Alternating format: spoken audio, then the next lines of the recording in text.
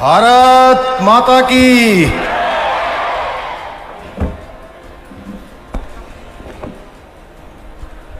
भारत माता की। जड़ी बूटी दिवस समारोह के अवसर पर यहाँ पर उपस्थित उत्तराखंड सरकार के महामहिम राज्यपाल और जिन्होंने संपूर्ण जीवन भारत माँ की सेवा में लगाया और देश की सीमाओं की रक्षा के लिए हमेशा उन्होंने अपने को तैनात रखा, आदरणीय राज्यपाल लेफ्टिनेंट जनरल गुरमीत सिंह जी, और अभी हम सब लोग जिनको सुन रहे थे, जिन्होंने योग हो, आयुर्वेद हो, उसको संपूर्ण दुनिया के अंदर ले जाने का काम किया, जन जन का योग बनाने का काम किया, ऐसे श्रद्धेय स्वामी पूज्य रामदेव जी। और आज जड़ी बूटी दिवस के अवसर पर जो आयुर्वेद में शिरोमणि और जिनका अभी हमने यहाँ पर 75 जो बड़े बड़े ग्रंथ जिनको मैं कहूँगा, उनका यहाँ पर हमने लोकार्पण किया और हर क्षेत्र में जिन्होंने एक अनुसंधान किया है, पिछले दिनों कृषि के क्षेत्र में, आयुर्वेद के क्षेत्र में, जैविक खेती के क्षेत्र में, अनेकों क्षेत्रों में, जड़ी बूटियों के क्षेत्र में हमने एक बैठक रखी थी देहरादून में पूरी सरकार के साथ। उसमें मैंने आपने देखा कि कितने नाना प्रकार का अनुसंधान आपने किया है। ऐसे श्रद्धेय आचार्य बालकृष्ण जी, आज उनका जन्म दिवस है। मैं उनके आज के जन्म दिवस के अवसर पर उनको बहुत बधाई देता हूँ, बहुत शुभकामनाएं देता हूँ कि भगवान उनको शतायु बनाए, दीर्घायु बनाए, स्वस्थ रखें। और जैसा सोमा जी ने यहाँ से कहा कि आज इतना बड़ा विशाल, मैं कहूँगा कि विशाल क्षेत्र उन्होंने, जिसका निर्माण श्रद्धेय स्वामी रामदेव जी और आचार्य बालकृष्ण जी ने मिलकर किया है, वास्तव में किसके लिए किया, यह भी एक शोध का विषय है। मैं तो सोमा जी से कहूँगा, दीदी अगली बार आप अपनी किताब में जो है इसको भी उद्घाटित करिए। इस बात पे सबको तालियां बजानी चाहिए।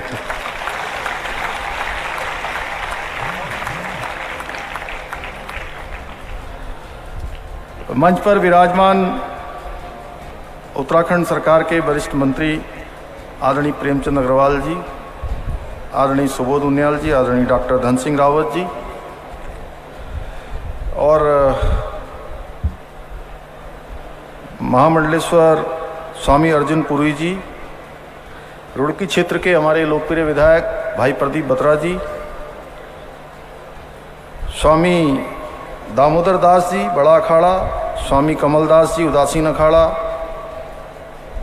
भाई सुरेश राठौर जी हमारे पूर्व विधायक, भाई संजय गुप्ता जी हमारे पूर्व विधायक, और हमारे समस्त मंचासीन सभी पूज्य स्वामीगण, पूज्य संतगण इस कार्यक्रम में पधारे बड़ी संख्या में, पतंजलि योगपीठ, अनेकों संस्थाओं से जुड़े हुए और पूरे देश भर से आए हुए मेरे सभी प्रिय भाई बहनों, मैं आज के इस शुभ अवसर पर आप सबको अपनी तरफ से प्रणाम करता हूं, सबको नमन करता हूं। आज हम सभी के प्रिय महान ऋषि परंपरा के अनुगामी, जड़ी बूटी के परम ज्ञाता और इनका प्रचार प्रसार कर आयुर्वेद की प्रतिष्ठा बढ़ा रहे स्वामी आचार्य बालकृष्ण जी का जन्म दिवस है। मैं उन्हें कोटि कोटि शुभकामनाएं देता हूं और दीर्घायु होने की कामना करता हूं। कहते हैं, आयुर्वेद के महान मर्मज्ञ महर्षि चरक ने कहा, स्वतस्य स्वास्थ्यस्य रक्षणम आतुरस्य विकार प्रशमनम च, अर्थात स्वस्थ व्यक्ति के स्वास्थ्य की रक्षा करना और रोगी को रोग मुक्त करना ही आयुर्वेद का उद्देश्य है। आज मैं पूर्ण गर्व के साथ कह सकता हूं कि पूज्य स्वामी रामदेव जी के मार्गदर्शन और आचार्य बालकृष्ण जी के निर्देशन में पतंजलि परिवार इस कथन को एक एक अक्षर सह उसको सिद्ध कर रहा है। इसलिए मैं आप दोनों कर्मयोगियों को हृदय से नमन करता हूं। जैसा कि स्वामी जी ने स्वयं ही कहा, पूज्य माता जी भी बैठी थी, चली गई, जो कह रही थी कि राम और कृष्ण जब हो तो यहाँ पर चली गई ना माता जी? चली गई।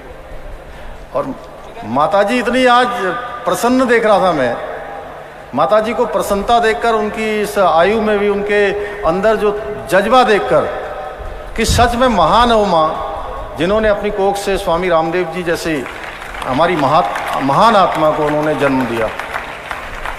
और ये दोनों के दोनों इनके लिए कह सकते हैं कि दो दो मूर्तियाँ और एक सूरतिया।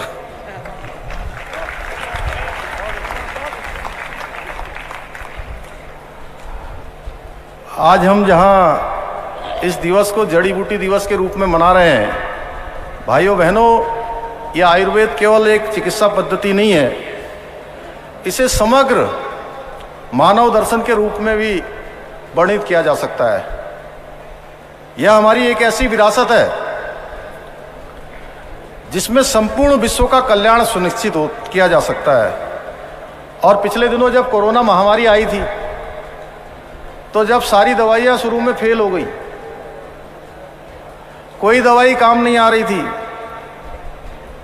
हमने देखा उस समय किस प्रकार से दुनिया ने आयुर्वेद के सिद्धांतों को अपनाया, आयुर्वेद की विधि को अपनाया और अपने जीवन को सुरक्षित पाया। अभी पिछले दिनों हमारी हैदराबाद में राष्ट्रीय कार्य समिति की बैठक हुई थी और उसमें हमारे देश के गृह मंत्री आदरणीय अमित शाह जी ने कहा कि मैंने आयुर्वेद को अपनाया है और मैंने आयुर्वेद को अपनाने के बाद अपने जीवन में क्रांतिकारी परिवर्तन पाया है। किस प्रकार से स्वस्थ रहने की ये विधा है। आयुर्वेद जीवन का एक समग्र विज्ञान है। इसी कारण आज दुनिया बहुत सारी चीज़ों के बाद भी आयुर्वेद की जो स्वीकारता है वो लगातार बढ़ रही है। आयुर्वेद केवल किसी रोग के उपचार तक सीमित नहीं है, बल्कि भारतीय दर्शन में से जीवन के मूल ज्ञान के रूप में भी स्वीकारा जा रहा है। इसलिए इसे पंचम वेद की संज्ञा भी दी गई है। पंचम वेद हमारा आयुर्वेद। और आयुर्वेद किसी रोगी को रोग को ही दूर नहीं करता है, बल्कि उसकी मनोस्थिति को भी बदलता है। उसके भीतर एक करुणा का भाव जागृत करता है और रोगी की संवेदनशीलता को सशक्त करता है, उसकी मानसिकता में सकारात्मकता लाता है। आयुर्वेद तन के साथ साथ मन के स्वास्थ्य की भी चिंता की जाती है। आयुर्वेद में आयुर्वेद जीवन के शरीर, इंद्रिय, मन, आत्मा के एक समन्वित स्वरूप को देखता है। भाइयों बहनों, हमारे देश के यशस्वी प्रधानमंत्री मोदी जी के नेतृत्व में आज हर क्षेत्र में तेजी से काम हो रहा है। 2014 में उनके प्रधानमंत्री बनने के बाद देश के अंदर एक नई कार्य संस्कृति आई है, जहां योग बढ़ा है। योग के क्षेत्र में आपने देखा होगा 21 जून को दुनिया के अंदर मनाया जाने वाला योग दिवस माननीय प्रधानमंत्री जी के नेतृत्व में पूरे विश्व के अंदर उसको स्वीकारता मिली है। आज कोई ऐसा क्षेत्र नहीं है जहां हम आज़ादी का अमृत महोत्सव मना रहे हैं। आज आचार्य जी ने भी कहा कि हम जहां 2 लाख झंडे बहुत सारी संस्थाओं को दे रहे हैं, उन संस्थाओं के माध्यम से उनको हर घर तिरंगा अभियान को फहराने का काम हो रहा है। उन्होंने कहा उत्तराखंड सरकार के भी विभिन्न कार्यालयों पर 50,000 झंडे लगाने का काम पतंजलि योगपीठ के द्वारा किया जाएगा। मैं कहूँगा आचार्य जी, ये 50,000 झंडे जिस प्रकार से हमारा पतंजलि योगपीठ आज पूरी दुनिया के अंदर इसका एक अलग स्थान है, ये 50,000 झंडे आचार्य जी कम है। जितना बड़ा नाम है उसमें कम से कम 5 लाख झंडे जो है आपकी तरफ से फहराए जाने चाहिए। अब 2 लाख हो रहे, 3 लाख और बढ़ा दीजिए अब आप।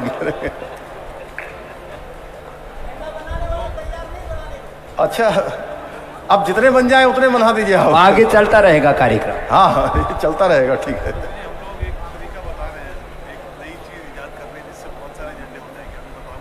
अच्छा ठीक है, अच्छा ठीक है भाई साहब।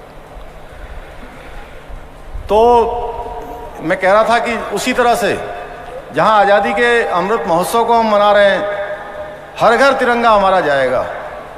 आप सब सौभाग्यशाली, हम सौभाग्यशाली हैं कि ऐसे समय में हम जहां आज़ादी के अमृत महोत्सव को मनाया जा रहा है, वहीं हम आचार्य बालकृष्ण जी का जन्म दिवस भी मना रहे हैं, जड़ी बूटी दिवस के रूप में। और वहीं माननीय प्रधानमंत्री जी ने इस आज़ादी के अमृत महोत्सव में शिक्षा को भी आज़ाद करने का काम किया है। भारतीय शिक्षा परिषद का जो उन्होंने गठन का निर्णय लिया है, भारतीय शिक्षा बोर्ड को उन्होंने जो गठन का निर्णय लिया है, वह अपने आप में एक स्वागत योग्य कदम है। मैं आप सब की तरफ से चाहूँगा कि माननीय प्रधानमंत्री जी का इसमें अभिनंदन किया जाए। आदरणीय प्रधानमंत्री जी का बीतों दिनों संपन्न हुए एक वैश्विक कार्यक्रम में आयुर्वेद के महात्म्य पर प्रकाश डालते हुए उन्होंने अपने वक्तव्य में कहा था कि प्लांट से लेकर आपकी प्लेट तक, शारीरिक मजबूती से लेकर मानसिक कल्याण तक आयुर्वेद ही अत्यधिक प्रभावी है, केवल और केवल आयुर्वेद। और आदरणीय प्रधानमंत्री जी का साफ संकेत था कि उन्हीं जड़ी बूटियों की तरफ था जिनका उपयोग हम सदियों से करते आए हैं। हल्दी से लेकर अजवाइन तक और आंवला से लेकर एलोवेरा तक, ये सब हमारे खान पान और रसोई घर के अभिन्न अंग रहे हैं। आज इसके गुणों से पूरी मानव जाति लाभ ले रही है। हमारी पहाड़ी रसोइयों में तो इस मामले में और अधिक ही समृद्ध रही है। हमारे आसपास उगने वाली जो वनस्पतियां हैं वो ऐसे गुण रखते हैं जिनसे शरीर सबल रहता है। अनेकों विद्वानों ने मध्य हिमालय के जंगलों में मिलने वाली वनस्पतियों को स्वास्थ्यवर्धक, निरोगी और दीर्घायु बनाने वाला बताया है और माना है। रामायण में भी हमको बताया गया कि लक्ष्मण जी के लिए संजीवनी बूटी वीर हनुमान जी हमारे ही इस हिमालय क्षेत्र से लाए थे। क्यों आचार्य? उत्तराखंड से लेकर गए थे। क्यों स्वामी जी, सही है ना? हाँ आचार्य जी, वो तो संजीवनी लेके आए थे ना पहाड़ से पिछले दिनों, शोध चल रहा है उस पे अभी। शोध चल रहा है? हाँ। तो मैं पूरा होने के बाद सबसे पहले आप ही को खिलाएंगे। ठीक है, ठीक है। तो मैं आज के अवसर पर आप सबका बहुत अपनी तरफ से धन्यवाद करते हुए, जिस तरह से हमारा पतंजलि योगपीठ काम कर रहा है, स्वामी रामदेव जी के आशीर्वाद में, उनके मार्गदर्शन में और श्रद्धेय आचार्य बालकृष्ण जी के सानिध्य में लगातार इसका काम आगे बढ़ रहा है।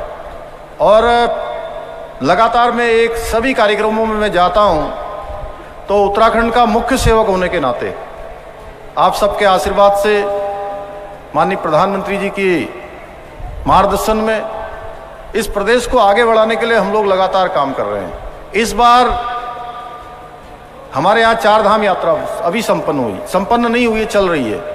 चार धाम यात्रा में 30 लाख से भी ज्यादा श्रद्धालुओं ने अभी तक दर्शन कर लिए हैं, जो अपने आप कावड़ में तो कितने आए थे वो भी तो बताओ। जहां चार धाम यात्रा में 30 लाख का आंकड़ा पार कर गया है, कावड़ में हमारा 4 करोड़ से भी ज्यादा का आंकड़ा इस बार ऐतिहासिक रहा है। और पहली बार कावड़ यात्रा के लिए हमने उत्तराखंड सरकार की तरफ से, चूंकि हर बार कावड़ यात्रा होती थी तो कावड़ यात्रा केवल हमारे जिले के संसाधनों पर छोड़ दिया जाता था, तो मैंने स्वयं यहाँ पर आकर इसकी समीक्षा बैठक ली। और समीक्षा बैठक में जब मैंने पूछा कि कुंभ में कितने लोग आए थे, उन्होंने कहा साहब इतने लाखों लोग आए थे। मैंने कहा कावड़ में कितने लोग आने वाले हैं, तो उन्होंने कहा करोड़ों की संख्या अनुमानित है। मैंने कहा जब कुंभ में लाखों लोग आए हैं उसमें हमने कई करोड़ों का बजट इसमें लगाया है, उनके संसाधन बनाए हैं। तो कांवड़ यात्रा में जहां हमारी इतनी बड़ी संख्या आने वाली है, तो कांवड़ यात्रियों के लिए और कांवड़ श्रद्धालुओं के लिए, शिव भक्तों के लिए भी सरकार की तरफ से व्यवस्था होनी चाहिए। इसलिए हमने इस बार पहली बार, उत्तराखंड बनने के बाद पहली बार हमने बजट का प्रावधान किया। और मुझे खुशी है कि पूरे देश भर के जितने भी शिव भक्त आए थे, वो सारे के सारे हम सब उत्तराखंड वासियों को अपना आशीर्वाद देकर गए हैं, खुशी से अपना आशीर्वाद देकर गए हैं। भाइयों बहनों, चूंकि काफ़ी लंबा कार्यक्रम हो गया है और अभी माननीय गवर्नर साहब को बोल रहे हैं, स्वामी जी का भी इसमें आशीर्वचन मिलने हैं। मैं आप सब से इतना कहना चाहता हूँ और मैं आचार्य जी से, श्रद्धेय स्वामी जी से ये निवेदन करना चाहता हूँ कि हमने 2025 जब हमारे इस राज्य के गठन के 25 साल पूरे होंगे, उन 25 सालों के पूरे होने के अवसर पर, जैसे आज हम श्रद्धेय आचार्य बालकृष्ण जी का 50वां जन्म दिवस धूमधाम से मना रहे हैं, उसी प्रकार से हम राज्य की स्थापना का 25वां जन्म दिवस रजत जयंती वर्ष के रूप में, आज इनका हमारा गोल्डन जुबली हो रहा है, वो हमारा सिल्वर जुबली होगा। उस सिल्वर जुबली के अवसर पर हमारा जहाँ पतंजलि योगपीठ, हमारी अनेकों संस्थाएं, सामाजिक संस्थाएं, स्वैच्छिक संस्थाएं, व्यक्तिगत रूप से सभी लोग आगे आ रहे हैं। मैं सबका आह्वान कर रहा हूँ, सबसे निवेदन कर रहा हूँ। तो आप सबसे निवेदन करता हूँ और स्वामी श्रद्धेय रामदेव जी से और आचार्य बालकृष्ण जी से भी अनुरोध करूँगा कि 25 साल पूरे होने के अवसर पर हमारा पतंजलि योगपीठ भी, जो हमने एक कल्पना रखी है, एक रोड मैप रखा है कि हम हिंदुस्तान के श्रेष्ठ राज्यों में से एक राज्य होने की श्रेणी में होंगे उस समय, और उसमें हमारे योगपीठ का बहुत बड़ा योगदान होगा। योगपीठ भी कोई ना कोई ऐसा कार्यक्रम जरूर देगा। मैं आचार्य बालकृष्ण जी से पहले ही निवेदन कर चुका हूँ, श्रद्धेय स्वामी जी से भी अनुरोध कर रहा हूँ कि जो लोग कहें कि उत्तराखंड के 25वें स्थापना दिवस पर पतंजलि योगपीठ के द्वारा भी देश को एक ऐसा कार्यक्रम दिया गया है, एक ऐसा काम वहाँ से किया गया है जो पूरे हिंदुस्तान के लोग कहें कि उत्तराखंड की स्थापना दिवस के 25वें वर्ष के लिए उन्होंने ये काम किया। तो मैं आज के अवसर पर पुनः आचार्य जी का बहुत अभिनंदन करते हुए, उनको शुभकामनाएं देते हुए, ये कहते हुए कि भाइयों बहनों, आज स्वामी रामदेव जी और आचार्य बालकृष्ण जी, जिन्होंने भारत के योग और आयुर्वेद को विश्व में एक नई पहचान दी है, एक बार पुनः मैं आप दोनों महान विभूतियों द्वारा किए जा रहे लोक कल्याण के कार्यों को नमन करता हूं और आप सबको बहुत शुभकामनाएं देते हुए, बहुत बधाई देते हुए आचार्य जी को फिर से, और एक मैं आज यहाँ पर घोषणा करता हूँ, जहाँ जड़ी बूटी दिवस के अवसर पर, कि नेचुरोपैथी डॉक्टर्स, इनके रजिस्ट्रेशन को भी शीघ्र उत्तराखंड में लागू किया जाएगा। बहुत बहुत धन्यवाद। मैंने बहुत दिनों से कहा था, मैं चाहूँगा कि पतंजलि परिवार उत्तराखंड में एक विश्व स्तरीय नेचुरोपैथी अस्पताल खोलने में हमारी सरकार की और यहाँ के जनमानस की मदद करे, सहयोग करे, जिससे कि हम नेचुरोपैथी और आयुर्वेद के प्रचार प्रसार का कार्य और अधिक तेजी से कर सकें। आपका सबका बहुत बहुत धन्यवाद।